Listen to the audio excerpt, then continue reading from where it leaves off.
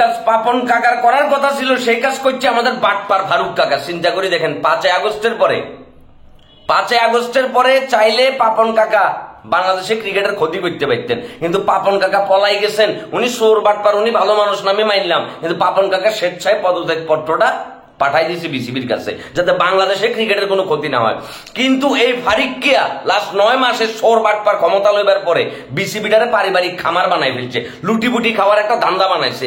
এবং গতকালকে যখন তাকে তার মনোনয়ন বাতিল করা হইল এবং সেই সাথে তার বিসিবির পদটা নাই হয়ে গেল, সে এখন আইসিসির কাছে বিচার দিছে। জয় সাহারে জানাইছে আইসিসির চেয়ারম্যান যে তাকে জোরপূর্বক সরানো হয়েছে, এবং সেই সাথে সে আইসিসির আরো 6-7 জন পরিচালককে জানাইছে যে তাকে জোর করে ক্ষমতা থেকে সরানো হয়েছে, সে নির্দোষ, সে কোনো অপরাধ করে নাই, তার সাথে অন্যায় হয়েছে, এটা সুষ্ঠু তদন্ত সে দাবি করতেছে। একটাবার চিন্তা করেন, আইসিসি তদন্ত করলো এবং তদন্ত করি যদি তারা দেখে যে ঘটনা এরকম, তাইলে বাংলাদেশ ক্রিকেট টার্মিনেট হয়ে যাবে, ব্যান হয়ে যাবে বাংলাদেশের ক্রিকেট অনির্দিষ্টকালের জন্য। এবং এটার দায়ভার কার? এর লোভী ফারুকের। এইটার দায়ভার, সে তো একটা রাষ্ট্রদ্রোহী কাজ করছে।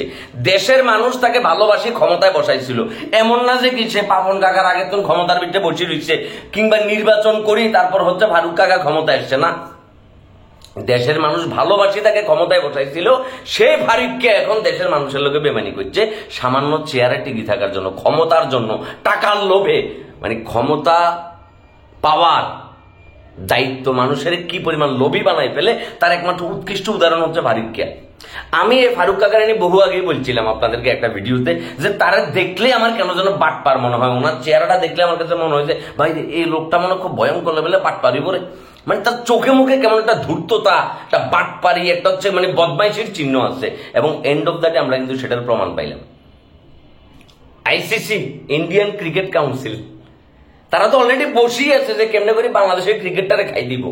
এই ঘটনাটার সূত্র ধরি দেখেন কনফার্ম একটা ব্যবস্থা হয়তো, জানি না, মানে ক্রিকেটের নতুন একটা ইনিংস শুরু হয়েছে। হ্যাঁ, মানে আমার কাছে মনে হইতেছে যে যে কোনো মূল্যে হয়তো তারা চাইবে যে বাংলাদেশের ক্রিকেটটারে ব্যান করে দিতে। বাবুরে, বাংলাদেশের ক্রিকেটটা আমিও চাইতাম যে পুরোপুরি ব্যান হয়ে যায়। ক্রিকেটটা আসলে আমাদের রাষ্ট্রের টাকায় চলে না, আমাদের সরকারের টাকায় চলে না। ক্রিকেট চলে তার নিজস্ব ইনকাম থেকে, স্পন্সর থেকে। হ্যাঁ, তাদের লাভ দিয়ে মনে করছে তারা কোয়েট তেল দিয়ে কইবাস দিয়ে ক্রিকেটটা চলে, এবং এটা থেকে কিন্তু আমাদের বিশাল একটা আয় হয়, এটাও সত্য।